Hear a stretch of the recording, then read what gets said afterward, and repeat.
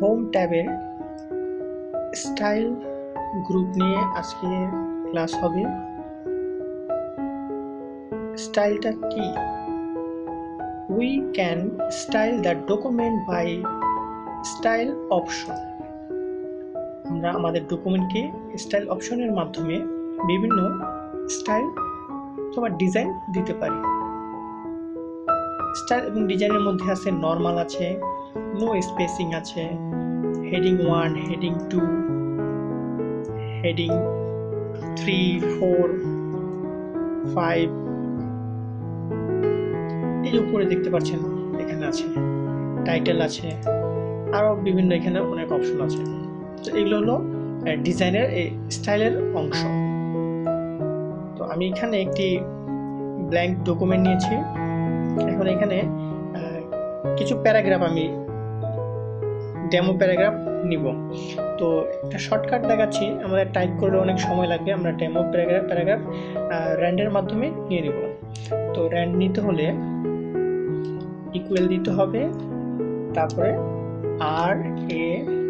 RAND লিখে bracket দিয়ে আমরা এখানে 3 লিখব, কমা দিয়ে 10 দিব, ব্র্যাকেট ক্লোজ করে এন্টার দিব।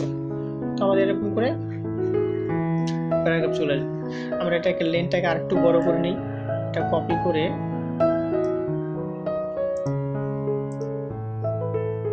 পেস্ট করে দিই কয়েকটা।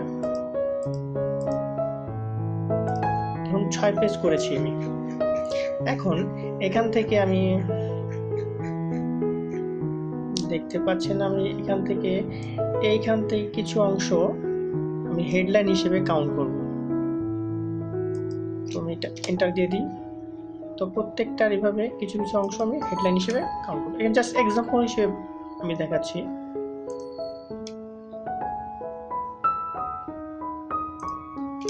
এটা হেডলাইন, এখান থেকে হেডলাইন করছি, এটাকে কিছু হেডলাইন করে দিলাম, এটাতে কিছু হেডলাইন করে দিলাম, এখান থেকে কিছু হেডলাইন, এখান থেকে কিছু হেডলাইন। তো এভাবে হেডলাইন করে দিলাম কিছু কিছু। এখন আমি দেখাচ্ছি যে এখানে যদি আমরা স্টাইল প্রোভাইড করি, যেমন এইটাকে স্টাইল দিব। ধরুন এখানে আমি হেডিং 2 দিব বা হেডিং 1 দিব। হেডিং 1 দিয়ে এটাকে আমি সিলেক্ট করে দিব। এভাবে আমি প্রত্যেকটাকে হেডিং 1 দিয়ে দিব। সেম স্টাইলটা আমি প্রত্যেকটা প্যারাগ্রাফের হেডলাইন করে দিচ্ছি। তো এভাবে করার সুবিধা হলো, আমরা যখন হেডলাইন নির্ধারণ করি ভাবে, তো অনেক সময় ম্যানুয়ালি আমরা এভাবে কালার বা ডিজাইন করি। আর ম্যানুয়ালি ডিজাইন আর কালার করলে আমাদের প্রত্যেকটা হেডিংয়ে ইন্ডিভিজুয়ালভাবে আমাদের কালার স্টাইল বা ছোট করি বা বড় করি, যে কোনো স্টাইল করি আমাদের দিতে হবে। বাট এই স্টাইলের মাধ্যমে যখন আমরা এভাবে হেডিংটা দিব, হেডিং 1 দিব, 2 দিব, তখন এখান থেকে যদি প্রয়োজন মনে হয় যে আমাদের এই কালারটা বা আমাদের একটু সাইজ বড় করব, তাহলে আমরা এখানে রাইট মাউস ক্লিক করব, মাউসের রাইট বাটন ক্লিক করে মডিফাই চলে যাব। মডিফাই গেলে আমাদের এখানে একটা অপশন আসবে। এখানে দেখুন অপশনে লেখা আছে ফরম্যাটিং। এখানে আমরা ফন্টের স্টাইল চেঞ্জ করে দিতে পারি। হেডলাইনের যে ফন্ট আছে, আমরা যে কোনো ফন্ট, একটা এক্সাম্পল হিসেবে ধরুন অ্যালজেরি নিয়ে দিলাম,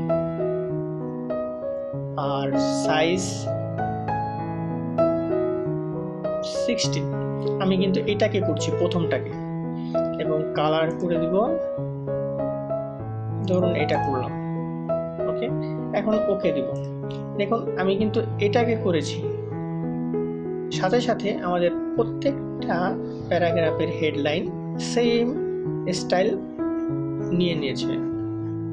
তো এই স্টাইলের মাধ্যমে এটাই একটা সুবিধা যে আমরা যদি প্রত্যেকটা প্যারাগ্রাফে হেডলাইন বা সাব হেডলাইন যেটাই বলি, যেটাই আমরা দিই, পরবর্তীতে যদি চেঞ্জ করার প্রয়োজন হয় তাহলে আমরা একটা চেঞ্জ করলে প্রত্যেকটা চেঞ্জ হয়ে যায়। কারণ অনেক সময় আমাদের ডকুমেন্ট 7 পেজ, 10 পেজ, 20 পেজ বা 30 পেজের হতে পারে। তখন আমরা যদি এভাবে এক এক করে দিতে যাই তাহলে অনেক সময় আমাদের লেগে যাবে। তো সেই ক্ষেত্রে এই স্টাইলটা আমাদের খুব গুরুত্বপূর্ণ একটা ভূমিকা পালন করে। অল্প সময়ের মধ্যে আমরা প্রত্যেকটা প্যারাগ্রাফের হেডলাইন চেঞ্জ করে দিতে পারি। এখানে আরেকটি অপশন আছে, সেটা হলো চেঞ্জ স্টাইল। আমরা স্টাইলও চেঞ্জ করতে পারি। যেমন এখানে 3টা অপশন আছে, স্টাইল সেট, কালার এবং ফন্ট। তো স্টাইল সেটটা হলো আমরা এখানে এক এক করে ধরবো। দেখুন আমি ধরছি আর এখানে চেঞ্জ হচ্ছে, তো নিচে নামতেছি। তো এরকম স্টাইল আমরা চেঞ্জ করতে পারি। তো যেরকম স্টাইল আমাদের ডকুমেন্টের সাথে প্রযোজ্য হবে আমরা সেই স্টাইলটা এখানে দিয়ে দিব। যেমন আমার কাছে এই ডিজাইনটা আমার কাছে ভালো লাগতেছে এখন এই ডকুমেন্টে, তো আমি এটা ক্লিক করে দিব। ক্লিক করে দিলে আমাদের এটা অ্যাপ্লাই হয়ে যাবে।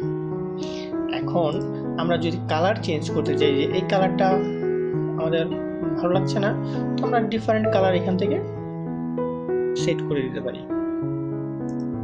ক্লিয়ার? ফন্ট সেম ভাবে আমরা যে কোনো ফন্ট এখান থেকে সিলেক্ট করে চেঞ্জ করে দিতে পারি। তো এটা হলো এই স্টাইলের মূল বিষয় এবং স্টাইলের গুরুত্ব।